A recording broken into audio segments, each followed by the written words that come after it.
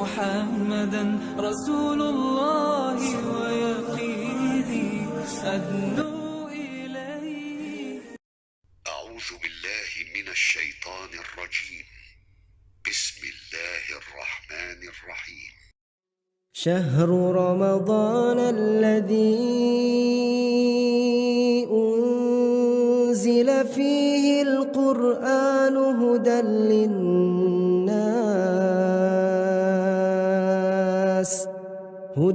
للناس وبينات من الهدى والفرقان،